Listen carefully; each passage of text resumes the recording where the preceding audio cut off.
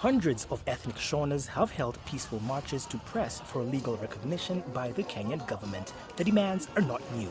The Shona migrated to Kenya from Zimbabwe and Zambia more than 50 years ago.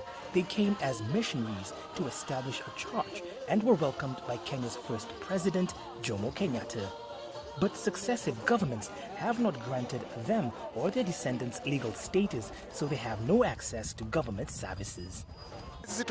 We were born in Kenya and have stayed here all our lives. We are calling on the government to recognize us as citizens of this country.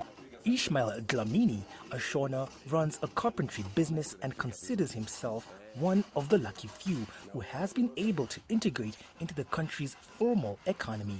But he says his community is marginalized in Kenya because they are stateless.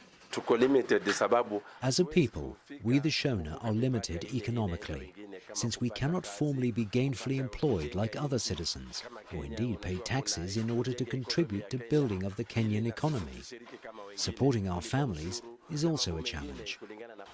The Kenya Human Rights Commission supports the Shona's demand to be formally recognized by the government. All human rights are linked to the state, and the link between a state and an individual is the right to citizenship or nationality, which stateless people lack. So they do not enjoy any state protection. The descendants of the Shona missionaries live mainly in Kiambu, a town within the Kenyan capital region. Recently, they delivered a petition calling for recognition to the Kiambu County Assembly. The Assembly Speaker, Stephen Ndisho, told VOA it's now up to the government to act.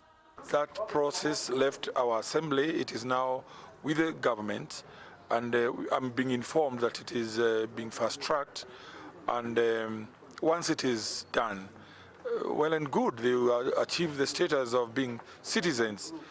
The government has yet to issue an official position on the status of the Shona. However, in August 2019, the government issued around 600 birth certificates to some members of the Shona community.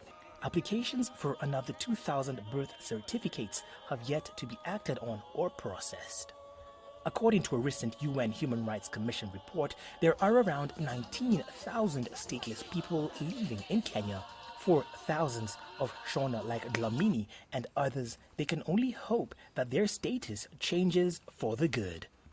Lenny Ruvaga for VOA News, Nairobi, Kenya.